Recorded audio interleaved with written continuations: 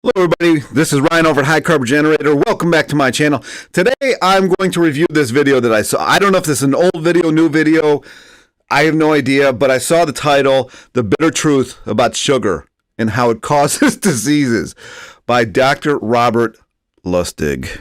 Isn't that the guy that I reviewed a little while ago that tells you to have a liter of olive oil a day? Or am I thinking of the wrong person? Let's see. Oops. Wrong thing. Let's see. Is a bigger decline in blood pressure than salt restriction does. Sugar's a bad guy in the story. Full stop. So what, Robert, is wrong this with guy. our diet? Look how bad this guy looks. Look how bad this dude looks. This dude is from Cleveland Clinic, right? I'm sure we'll see him again. Let's go back. Let's go back. Let's review. Man, he's just on there.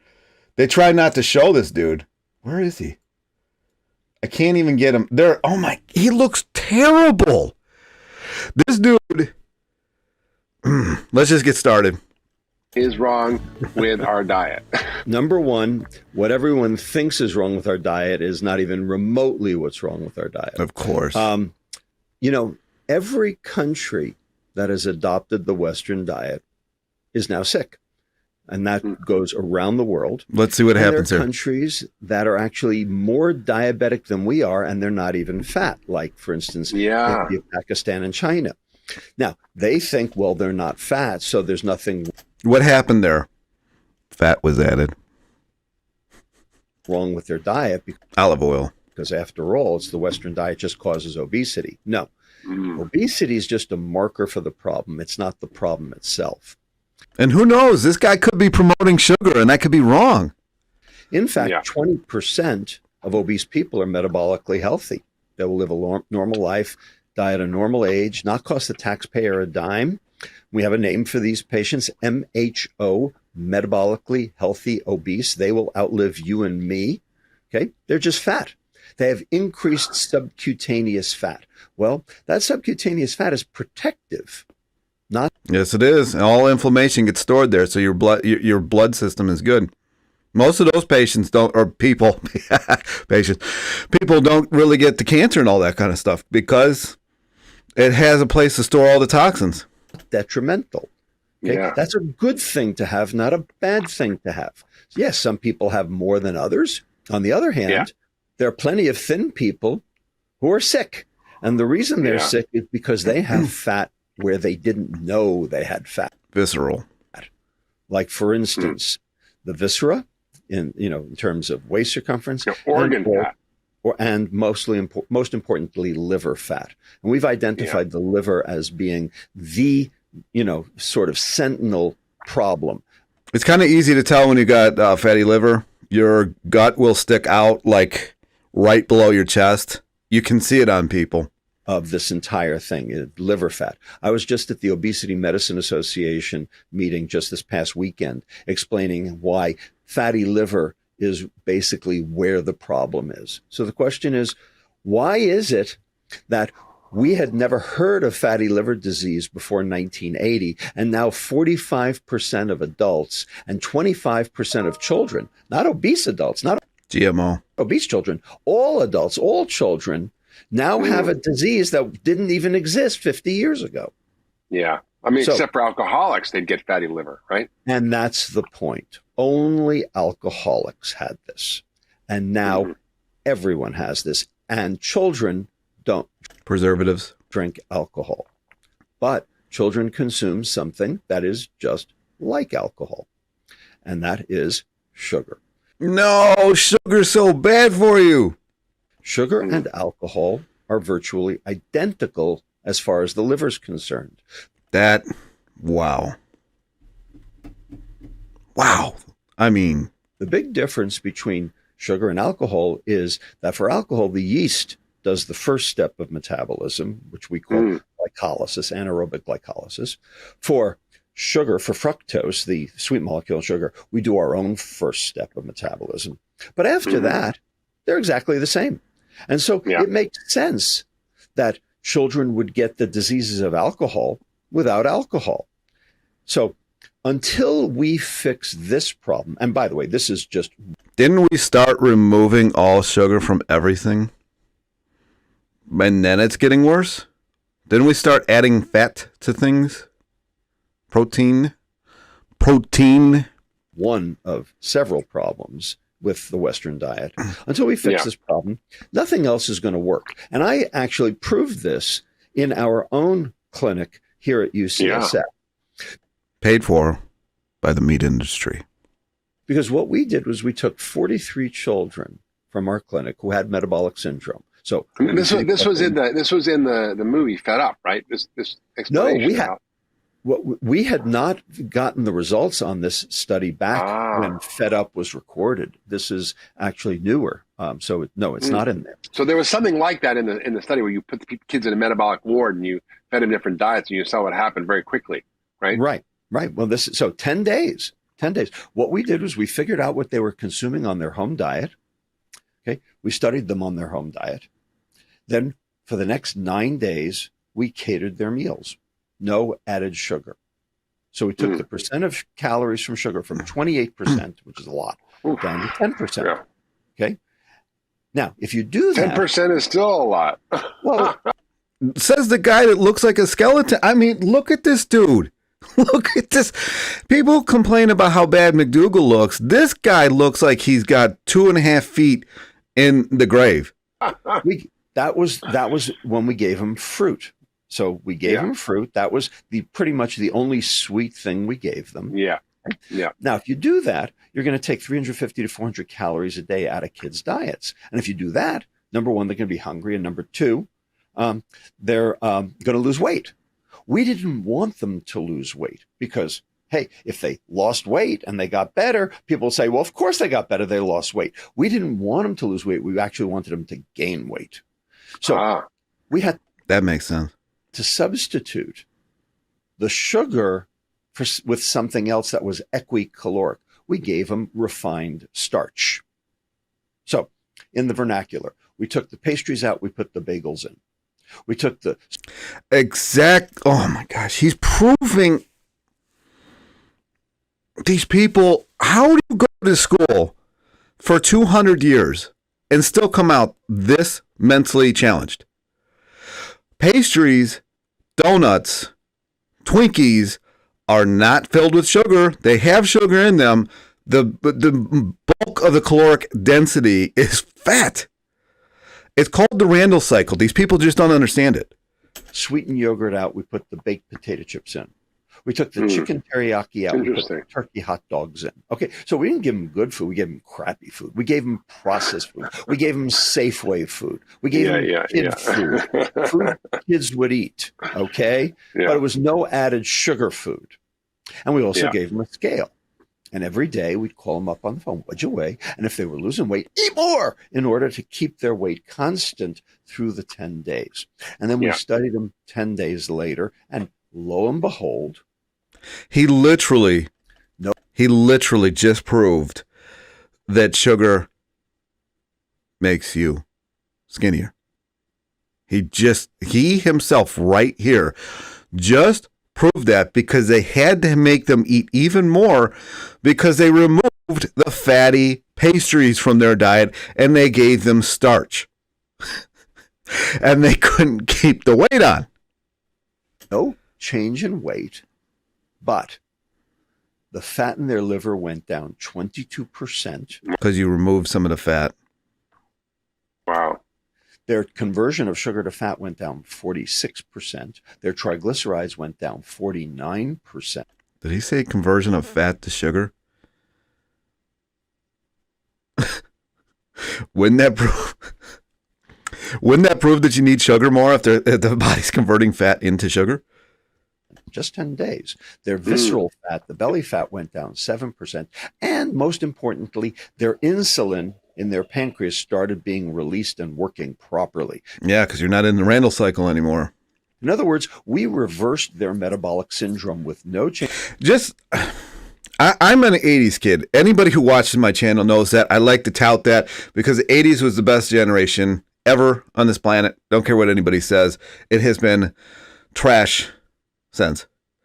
And the choices of snacks we had, and I was even the fat kid, and I was like maybe 5 to 8 pounds overweight, and that was considered the fat kid back in the day. When I went to the doctor, they're like, well, you should lose like 10 pounds. And I'm like, you know what, bro, I'm doing everything I can. I thought, right? Our snacks back in the day were an apple, a pear, depending on the season, a banana, watermelon, what are they called? Kudos or something? They were these like little granola bars. That was it. If you were hungry, that was your snack. If you weren't able, if you didn't want to eat that snack, you weren't hungry, according to your mother. So now the snacks are fat-laden garbage with preservatives in it. Change in calories and no change in weight. And what this told us was, because they were force feeding them, that it's not the weight, it's not the fat, it's the Randall cycle, the liver, insulin resistance, fat, and that's the fat you can't see. That's the fat you can't measure when you stand on a scale. I'll agree there. That's why we have metabolically healthy obese people who don't have liver fat. Yeah, if you don't have visceral fat, I mean, technically you're healthy, but you have to get a DEXA scan. I don't even know if that tests visceral or not. So subcutaneous is this fat that's under this, basically between the muscle wall and your skin.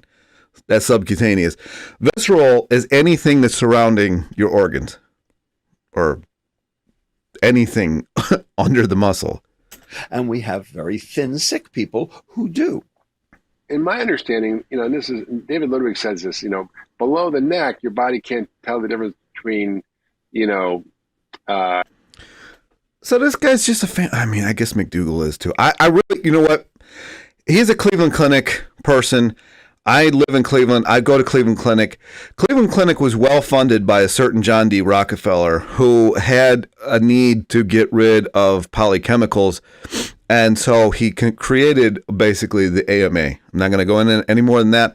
Ironically, John D. Rockefeller is buried about 5 miles from Cleveland Clinic in a cemetery called Lakeview Cemetery. So I think he's still watching. Cornflakes and a soda, right? Or between a bowl of sugar and a bagel. And I think, refined starches are also a problem. So what I don't want people to take away from this is that you can eat refined starches and that's okay. Just define that. I think it's still a problem. Let me delve into that a little bit. Let me unpack that. Okay. Sugar, dietary sugar, the sweet stuff you put in your coffee, the crystals, is 2 molecules in one. Okay. It's called sucrose, but it is 2 molecules. One is called glucose, one is called fructose. Now, glucose is the energy of life. Every cell on the planet burns glucose for energy. Glucose is so important that if you don't consume it, your body makes it. There you go. Yeah. Okay. Makes it out of proteins. It makes it out of fats. So you will always have a serum glucose level. The Inuit, who basically didn't have any carbohydrate because they didn't have any fields to grow any carbohydrate, they ate whale blubber. They still had a serum glucose level.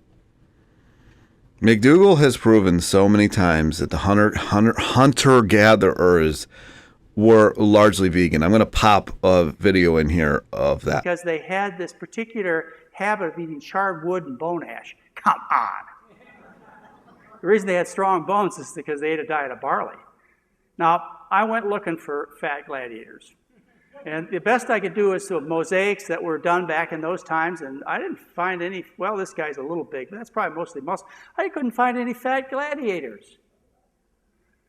So when you have a friend or a relative who goes to the gym and pumps all these big weights and talks about how he or she has to be strong and eat lots of protein, eat whey powders and soy powders and so on, you tell them that's not what the barley men did.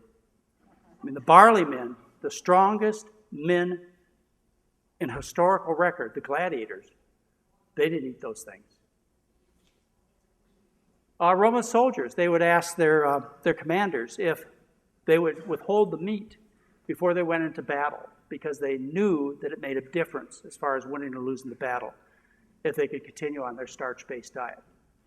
Greatest conquests in the world that have ever occurred were accomplished by primarily men who lived on starch-based diets. For example, Alexander the Great conquered the known world of his time.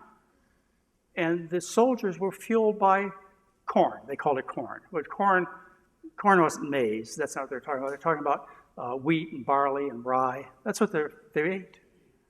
And Genghis Khan did the same thing. Conquered the known world, and his men were fueled by starch. And its relationship to teeth and bones and chemicals and genes and so on. Your conclusion is the human being is a starchivore. And here we are back. Because glucose is that important. But it's not important to eat because you can make it. Now, fructose, that sweet molecule in sugar, is a different animal entirely. Okay, there is no biochemical reaction in any vertebrate that requires dietary fructose. It is completely vestigial. How many animals eat fruit? How many animals do you see that eat fruit? We're tropical beings. Fructose is in fruit.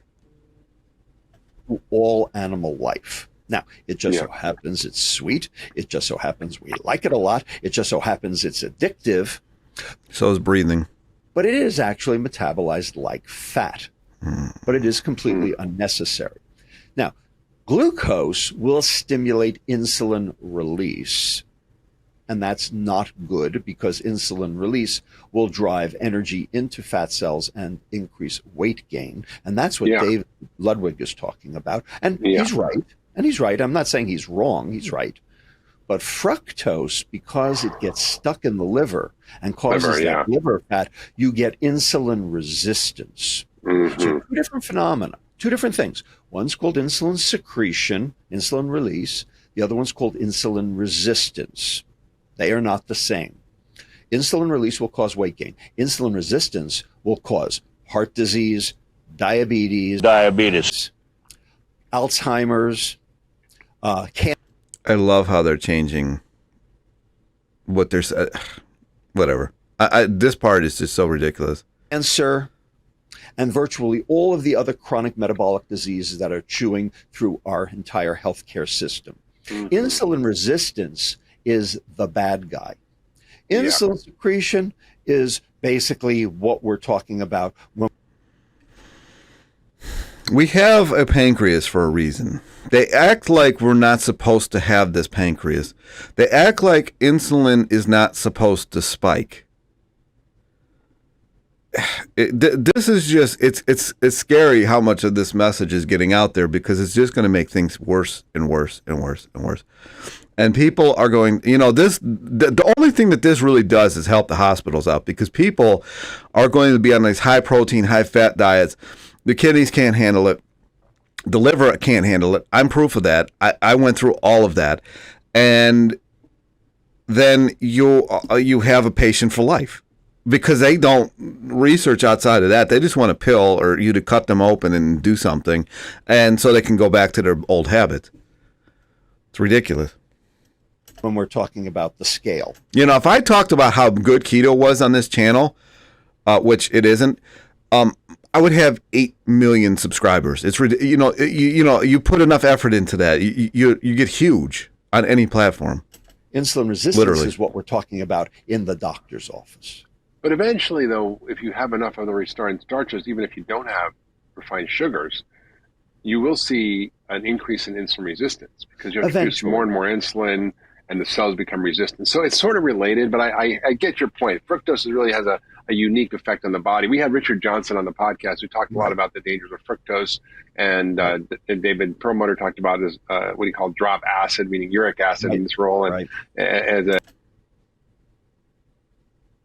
uric acid only comes from animal products. As a real accelerator of insulin resistance and chronic illness. So uric acid literally is it's urine acid. The last time I checked, the banana from the tree doesn't pee. The other bananas pee. The banana that comes from the tree doesn't have urine in it.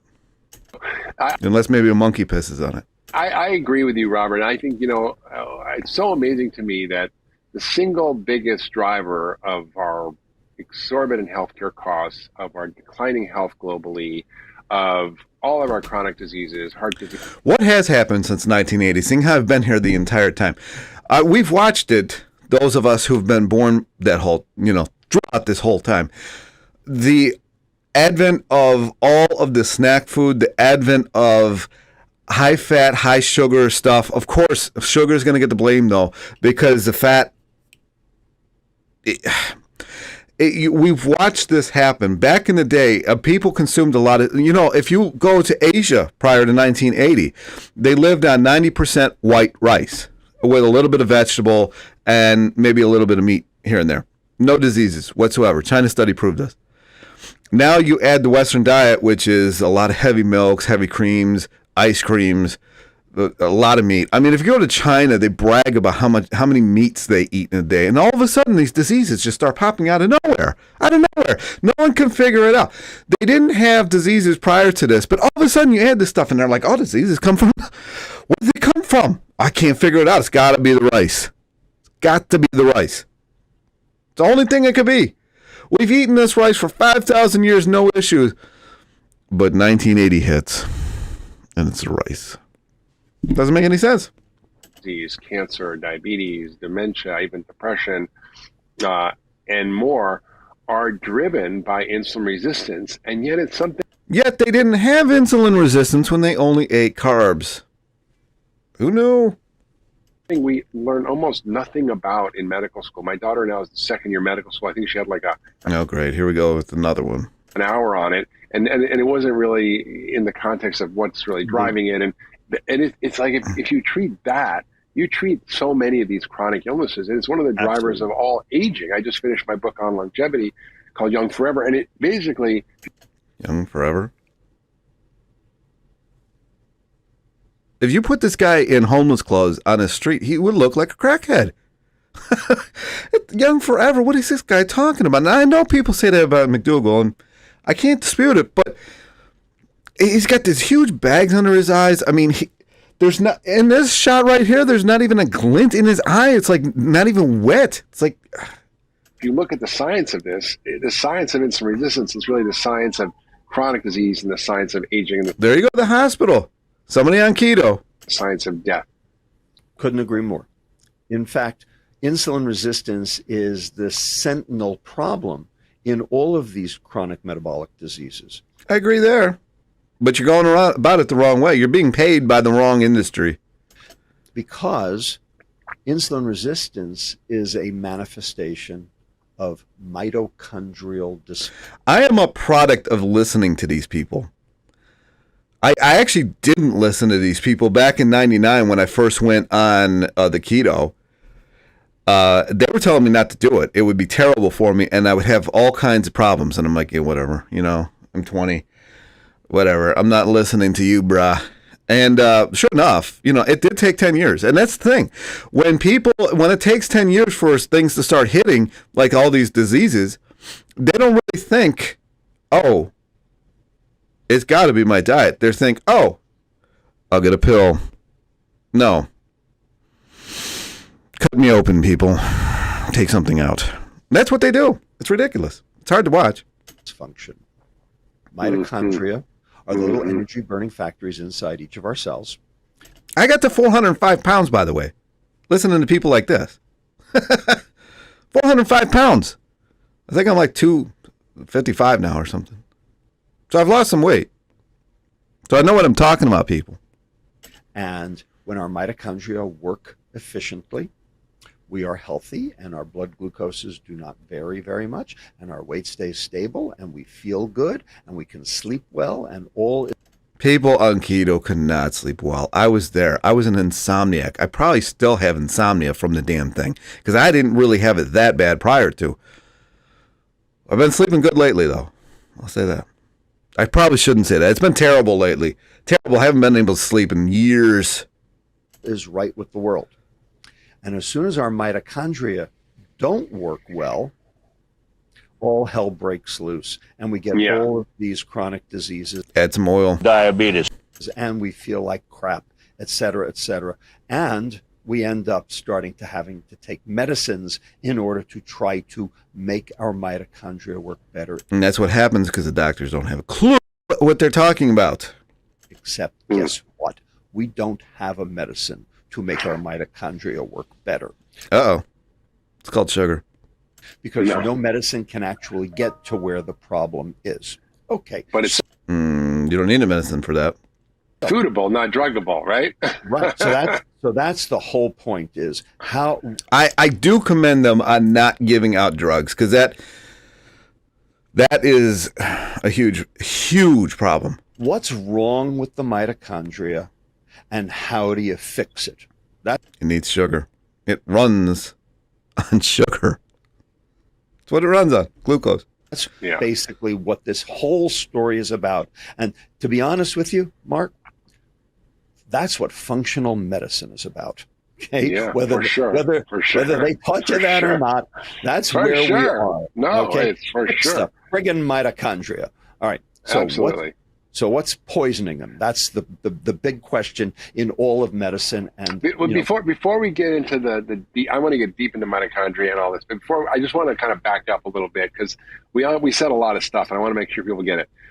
So I want to talk about how we diagnose insulin resistance, and you have in your book a way to self-diagnose, because it's really important, because your doctors are missing 90% of it.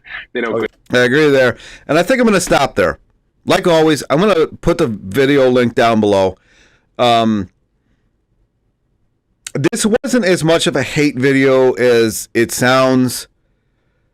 This isn't as much of a hate video as it sounds. It's just irritating to watch, because I've been there. I struggled with the weight. I mean, my ex Sandy, she watched it. It's